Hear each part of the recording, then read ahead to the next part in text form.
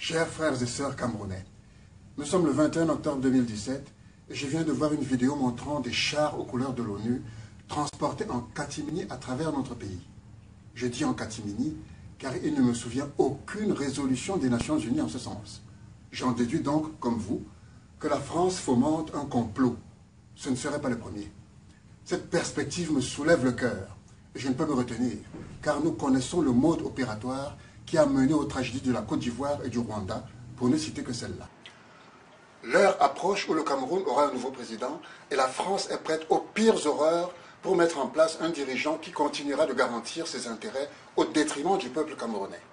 Le pays traverse actuellement une crise institutionnelle et il n'y a pas de meilleur terreau pour les manigances françaises. Aussi, avant tout bain de sang, je dénonce par avance l'État français qui prétextera un souci humanitaire pour justifier une intervention militaire au Cameroun sous le couvert des Nations Unies. Je dénonce par avance les médias qui feront croire au monde entier qu'au Cameroun, la haine fait rage entre les populations anglophones et francophones.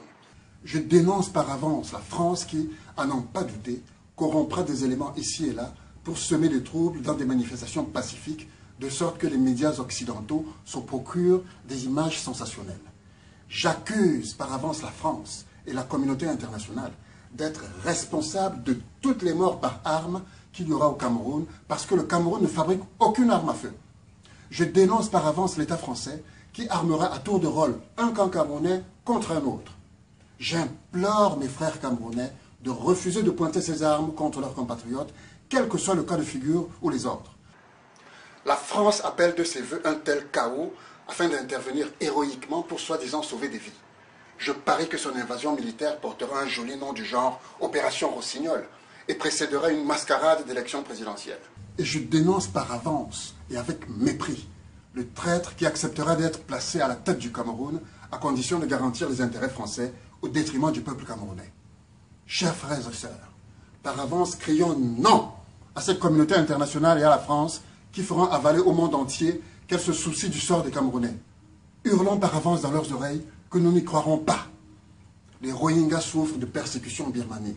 Les Bengalais souffrent des inondations liées à la mousson. Les populations indigènes et afro-colombiennes sont sans perspective en Colombie. Une crise alimentaire terrasse le Yémen, une autre sévit au Tadjikistan, et la France et la communauté internationale se soucieraient du sort des Camerounais. Notre pays compte plus de 230 langues et autant d'ethnies, pour schématiser. Mais il est pour le moins curieux que la confrontation vers laquelle on nous fait glisser insidieusement est pour ligne de démarcation deux langues importées, le français et l'anglais.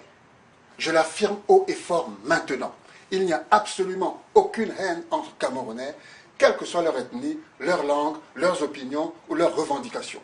Si c'était le cas, il y a longtemps que nous nous serions entretués.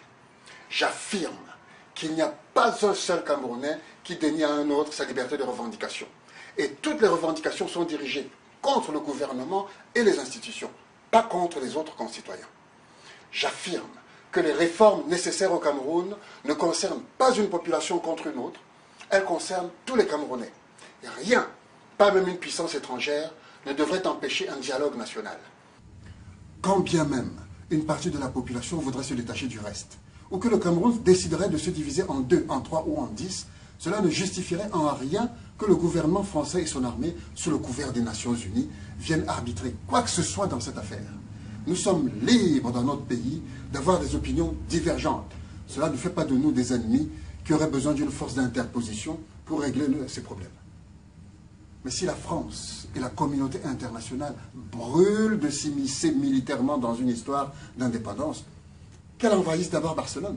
C'est moins loin de Paris. Mes chers frères et sœurs, pour massivement dire non à la manipulation française et pour nous tenir prêts à manifester ce refus dans le monde entier, je vous invite à partager ce message non seulement avec les compatriotes, mais également avec tous nos frères d'Afrique. Nous avons besoin de leur soutien et nous leur devons le nôtre, chaque fois que nécessaire, contre l'impérialisme. Que le ciel soit avec nous. Je suis Mouna Djongos et le Cameroun est dans mon cœur.